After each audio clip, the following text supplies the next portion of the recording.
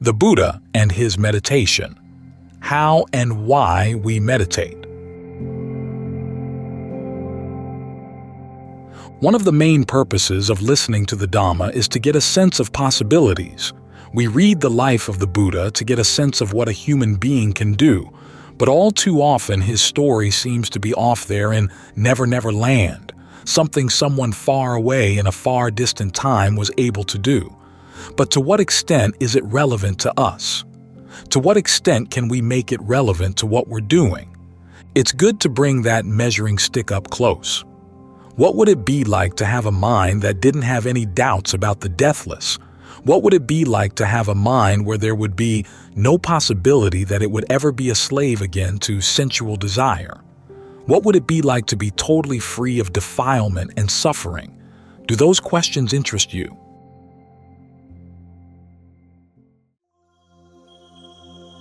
What's getting in the way? They should, because they're directly connected with happiness. We have tendencies in our minds that make us miserable, yet we're so used to them that we don't think that things could be another way. This means that we end up looking for our happiness within the confines of a very narrow sense of our range, of what's possible for us. That's how we keep ourselves hemmed in. As Ajahn Chah says, it's like being a frog down a little hole. And in northeastern Thailand, what do they do with frogs in holes? They take a long wire and they put a hook at the end and they stick it down in the hole and they pull out the frog. And as Ajahn Chah adds, if the hook doesn't get you by the jaw, it's by the ribs, into your guts. The hooks go that deep. If you're hemmed in by your ideas of what you can do, that's your future. Aging, illness, and death are going to come with their hook. They might catch you by the ribs. They might catch you by the jaws. Who knows where they're going to catch you? It's because you hemmed yourself in that you're an easy target. This is why it's good to open your mind to possibilities that you might not have thought of before, and to use the Buddha's measuring stick. Even when he talks about something as simple as concentration, what would it be like to have the mind settle down so that it gains a sense of rapture, a sense of ease? Don't keep that possibility far away. Ask yourself, where is the potential for rapture right now? Where is the potential for ease right now? It's there. It may not be blatant, but it's there. One way of inducing rapture is to ask yourself, which parts of the body right now feel relaxed or even just okay? When you breathe in, can they maintain that quality of feeling okay, or is there a little squeeze on them? Try noticing your hands. You breathe in, breathe out, and does the flow of energy at any point in the breath cycle put a squeeze on the hands, on any of the muscles in any part of the hand? Can you breathe in a way that doesn't induce that squeeze? How long can you keep that up? And when you can keep it up, can you let it spread up the arms? If you don't like the hands, you can try the feet, or any part of the body. Look for the potentials that are here right now. The Buddha says they're here. Everything we need to know for awakening is right here, and yet we don't see it. All we see are the things that we've seen before, because we look at them in the same way we've looked at them before. We don't learn to look at things in different ways. This is why Dogen, the Zen master, said that a large part of meditation is learning how to de-think your thinking. Use different eyes to look at the potentials right here. Ask different questions. Where is the potential for rapture? Where is the potential for ease? Where in the mind is the potential for stillness? What would happen if you developed those potentials and kept at it? When, say, sensual desire does come up in the mind, what would it be like not to give in? And what would the mind need to do to be in a position where it would feel secure that it would never give in? What would that mind be like? These are good questions to ask. They expand our range. The Buddha says that there are several things that, when you think about them or try to get your head around them, you go crazy. Two of them are, what's the range of a person who's attained Jhana, and what's the range of a Buddha? We're not here to get our heads around these things. We're here to pose the question of what it would be like to explore some of that range. That's a useful way of thinking. In other words, we can't define that the Buddha had only these many powers or those many powers, because after all, he was a pretty quiet person in one way, in that there were a lot of things he knew that he wouldn't talk about. Remember his image of the handful of leaves. What he learned in the course of his awakening was like all the leaves in the forest. What he taught was just the handful of leaves. So there's a huge part of awakening that we'll never know about, unless we put in the necessary effort to gain awakening ourselves. That was what the handful of leaves is for, to open your mind to the possibility of awakening to total freedom and to show you how it's done. It's the same with the powers that come from mastering the jhanas. If you gain them and you're a monk, you're not supposed to talk about them to lay people. You may mention them to other monks, but even then, you have to be very careful. Ajahn Lee was extremely circumspect in this way about what he knew, what his attainments were. He never even told Ajahn Fuang when and where he had gained his noble attainments, and Ajahn Fuang told me that he himself had been very severely chastised by Ajahn Mun over this same sort of issue. He'd be meditating out in the forest and he'd see a mountain, so he wanted to check it out. Who are the devas over there in the mountain? Sometimes he'd mention what he saw to his friends, and even though they were fellow monks, Ajahn Mun came down on him hard. He said, "What you learn in your meditation is your business and nobody else's." So there's a lot we can't know about other people's abilities and attainments. The only way to find out about what's possible in Jhana or in awakening is to master those skills yourself. We look at the teachings in the canon and they seem huge, 45 volumes. Many people suspect that not all of them come from the Buddha, but then there's an awful lot that seems genuine. Yet even that is just the handful of leaves. So to get to know that handful of leaves and see what possibilities get opened up by following them, what would that be like? What would it be like to really see, as the Buddha says, that the best way to think about suffering is to see it as the act of clinging to the 5 aggregates. By defining suffering in this way, he's giving you a handle on how to understand it, how to take it apart. Yet even just these few leaves we haven't really mastered. There's a huge range of possibilities. As the Buddha said, what he learned and attained didn't come from anything else aside from his ardency, his resolution, his heedfulness, qualities that we can all develop if we want them. So it's good to let the range of the Buddha's knowledge and the idea of a totally pure mind, a totally free mind, capture your imagination, not so that you just think about them, but so that you ask yourself, right now, what am I doing that's getting in the way of knowing those things? What attitudes do I have that are obstructive? Where am I fixated right now? What do I like to fantasize about? How's that getting in the way? What would happen if I could drop those things, even for a little while? We've had our imagination distracted by so many useless things in the world, things that have a certain amount of use but tend to put blinders on us and close our imaginations to the larger things of which the mind is capable. The heart is capable. Your heart is capable. An important part of the practice is learning how not to let those obstructions get in the way.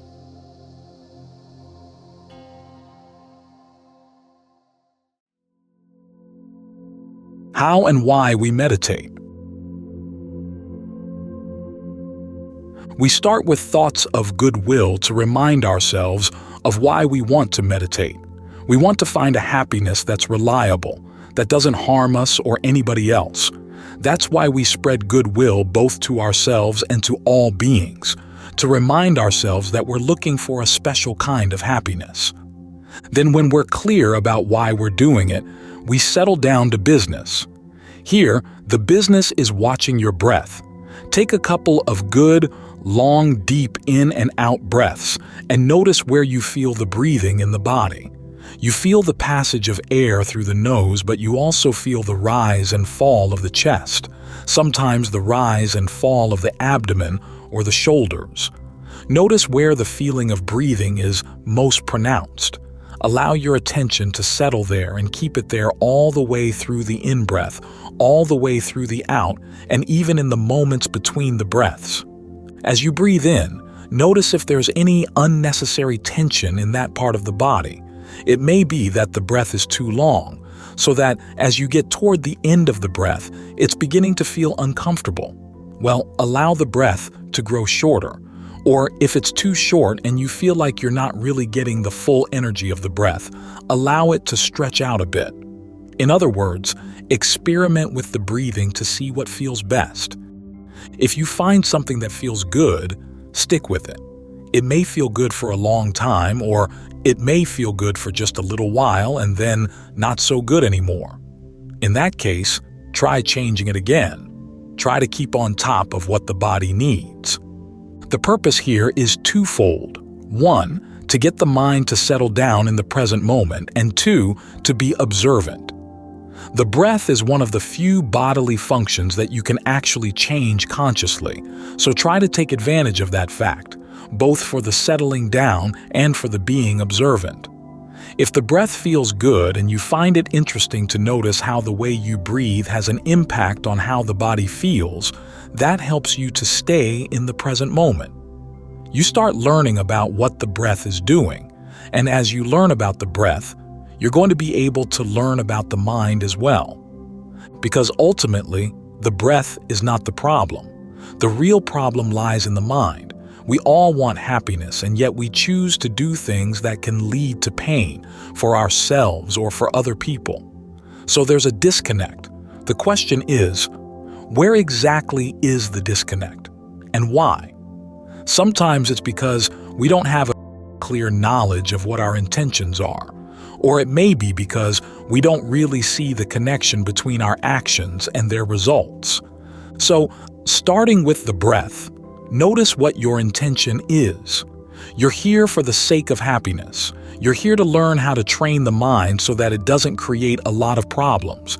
And of course, not every part of your mind is going to be cooperative. Some parts are going to wander away with other agendas.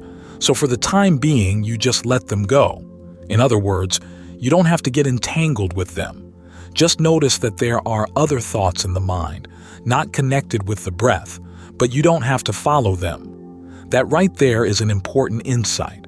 You don't have to run after everything that comes up in the mind. Then stick with the breath as long as you can and see what impact it has on the mind and on the body. This is the part of the practice that requires some conviction. It's like making scrambled eggs. The right way to make scrambled eggs is to keep the heat really low. You stand there, stirring the eggs in the pan, and nothing seems to be happening. You feel a very strong temptation to turn up the heat to speed things up, but you have to resist that temptation. Just keep on stirring and stirring and stirring, and after a while the eggs really do begin to coagulate on the bottom of the pan. It's in the period when you don't see any immediate results coming that you need to have the conviction that the cookbook was right. It's the same with the meditation. There are times when you sit in meditation and nothing much seems to be happening. And so you need the conviction to stick with it to give it time to do its work. In fact, the Buddha himself said he didn't invent the path. He discovered an old path. This is why we have the chants on the Buddha, the Dhamma, and the Sangha prior to the meditation, to remind ourselves that this path we're following here is not a brand new path. It's not something we just recently cooked up. In fact, the Buddha himself said he didn't invent the path. He discovered an old path. There had been Buddhas before him, awakened people before him, and this is the same path they all discovered.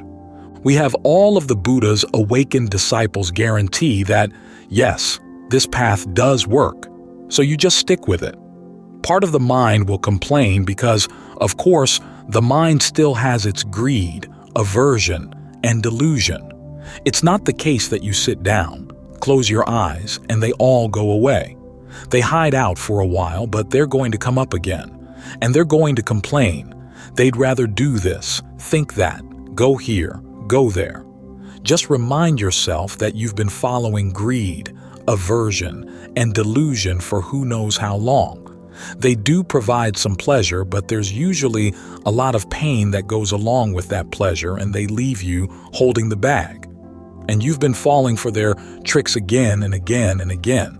How about trying something new? New for you at least. Something different. So you just stick with the breath. Stick with it. Stick with it. As the Buddha said, patient endurance is what burns away a lot of the issues in the mind. It doesn't solve all the problems. The ultimate problems are going to require very refined discernment. You develop that discernment from your right effort as you practice. So to develop right effort as a beginning step, you use whatever cruder skills you have at your disposal. Conviction, patience, your stick-to-it-iveness. Now, that can get very old very quickly if you don't have something of interest. That's why we emphasize working with the breath. When the breath gets comfortable, the next step is to think of that sense of comfortable breath spreading through different parts of the body. When we talk of breath here, it's not air coming in and out. It's the movement of energy in the body, which is what gets the air to come in and out to begin with.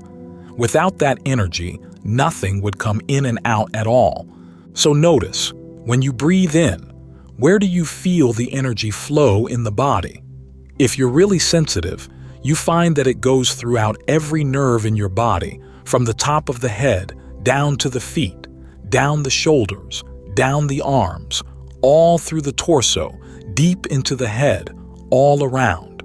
There's even an energy that surrounds the body.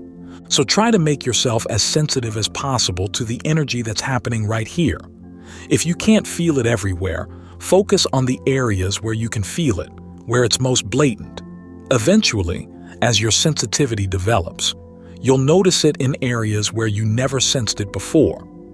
You'll start to realize that many of the sensations you are familiar with are actually breath sensations. The reasons why we don't see the connection between our actions and the suffering we cause. As with any delicate task, this takes time. But if you have something with which to entertain yourself, you find it easier to stick with the task. Here, the entertainment is actually part of the work. We've talked about working with the breath. We can also talk about playing with it. It can actually be fun. Start noticing that there are spots, say in your spine, where there's a lot of tension, but if you consciously relax the tension, a sense of flow will go through. It feels a lot more refreshing.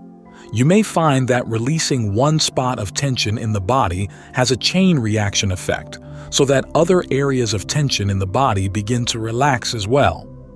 This is something that's fun to explore. You may notice that the way you hold your body will change. When the flow of the breath energy in the body is improved, this is going to be good for your posture, good for your health. This is medicine that doesn't cost you anything at all. And as for the work, try to spread your awareness to fill the whole body, so that eventually you'll be aware of the whole body all the time through the in-breath, all the time through the out. That broadens the range of your awareness, and you begin to see things happening in the mind that you didn't see before. They were hidden in a blind spot because the range of your awareness was very narrow. But as you allow the awareness to broaden out, you begin to see little bits and snatches of thoughts here and there. You can catch sight of the mind's decisions. Usually, in an ordinary mind, there are several conversations going on at once. You may be paying attention to one or two, but there are others going on as well. Every now and then you slip in, add a little something, and then slip right out. Then you can deny what you just did, telling yourself that you didn't do any of that slipping around at all. This is one of the reasons why we don't see the connection between our actions and the suffering we cause. There's a fair amount of denial going on in the mind. But when your range of awareness is all around like this, it's harder to maintain that denial.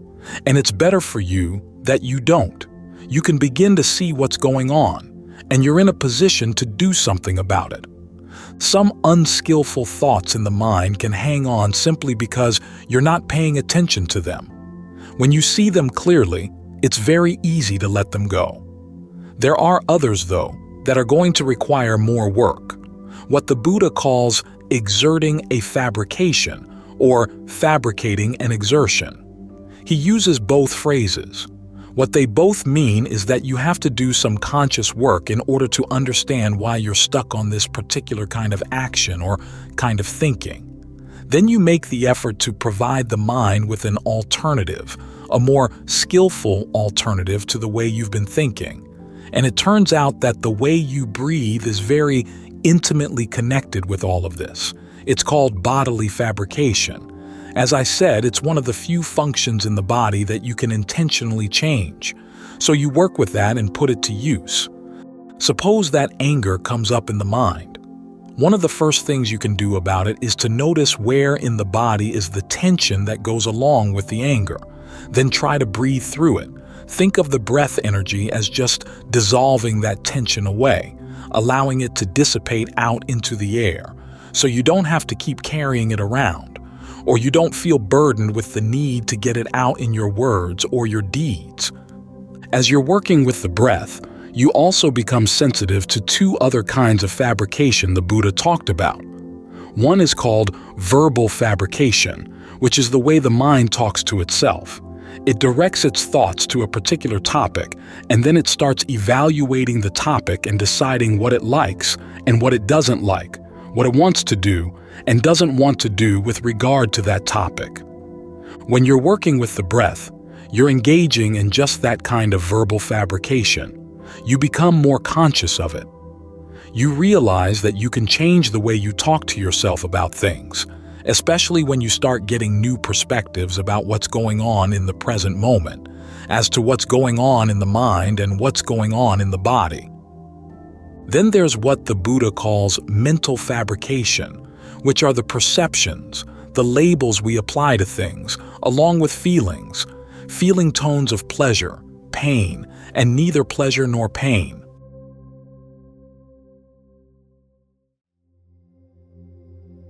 This is one of the Buddha's major insights. And again, as you're working with the breath, you get hands-on experience in how you can shape these things and use them to shape the state of your mind. When you stick with the breath, you're also holding a particular perception of the breath in mind. If you think of the breath simply as the air coming in and out of the nose, that influences how you're going to breathe and the way you experience the breath. But if you think about the energy in the body as being breath, then it can go anywhere in the nervous system. It can go through anything at all. That gives you another perception. It's going to change the way you actually experience the breath. You can start to think of all those little tiny nerve endings going all the way out to the pores of your skin. They've got breath energy too. If you hold that perception in mind, how does that change the way you breathe? How does it change the way you feel in the present moment? Does it feel more pleasant? If not, what other perception of breathing can you think of that would? So as you focus on working and playing with the breath, you're getting some conscious experience in learning how to manipulate what the Buddha calls bodily fabrication, verbal fabrication, and mental fabrication to create a sense of ease within the body and mind. Then you can use those same fabrications to deal with whatever else comes up in the mind. For the time being, you don't want to get too involved in analyzing any distracting thoughts. Work on using these three types of fabrication to make your concentration as solid as you can. After a while, though, as you get skilled at these types of fabrication and you feel solid in the present moment, you can turn and look at whatever in the thought seemed so attractive. You can start analyzing the thought in terms of the three types of fabrication. How are you breathing in relation to the thought?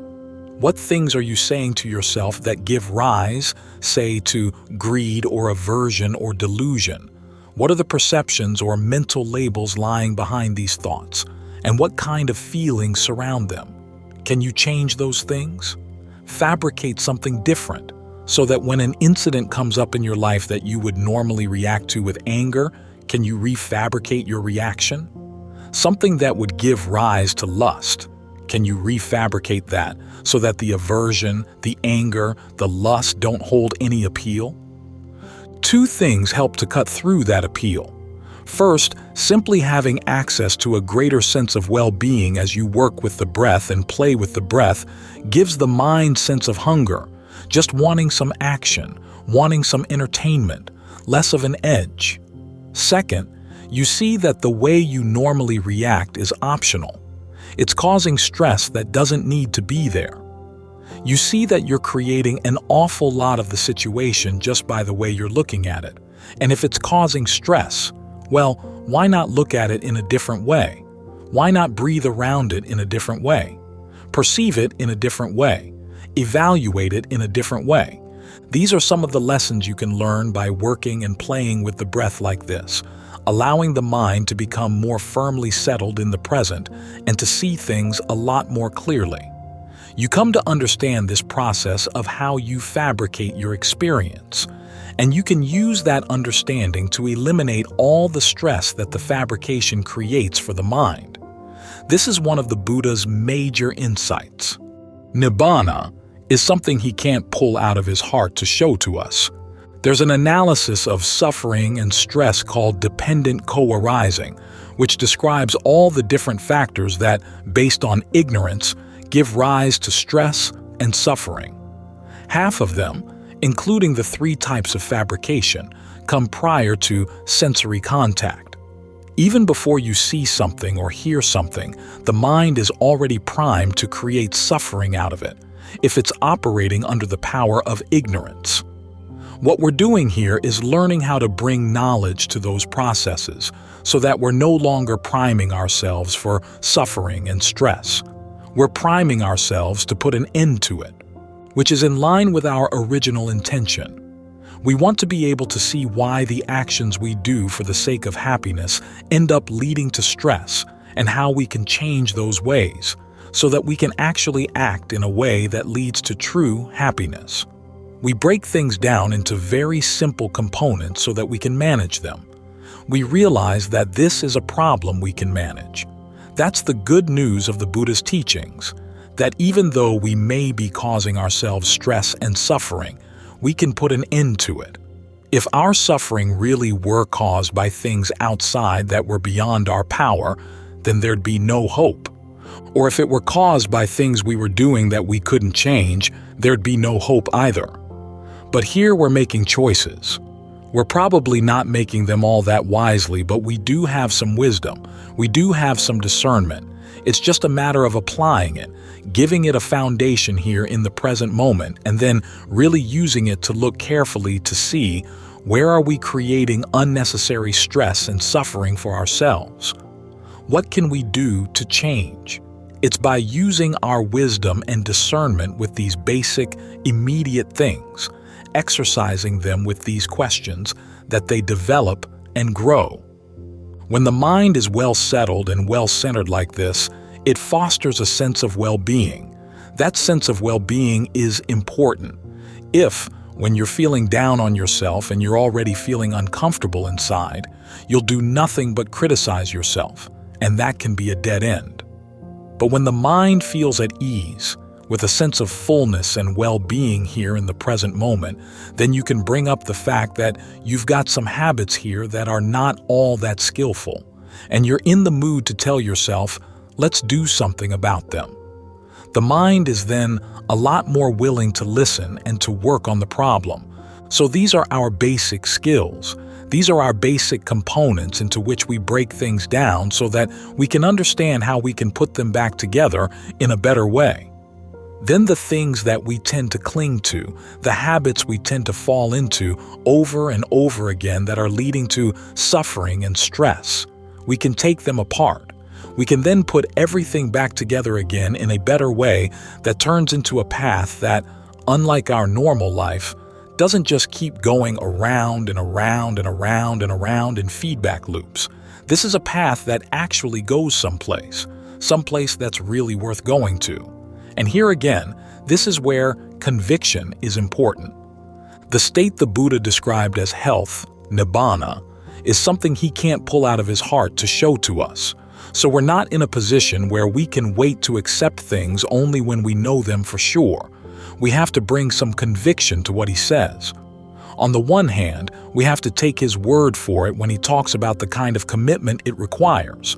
On the other hand, he doesn't have the role of being a God who can tell us what we have to do, but he does say he's an expert in putting an end to suffering. That requires some conviction on our part, but it's not a conviction devoid of reason. What he says is very reasonable, but to follow him requires a lot of commitment. It's a path that requires an awful lot of attention and a lot of persistence, patience. You really do have to commit yourself to this.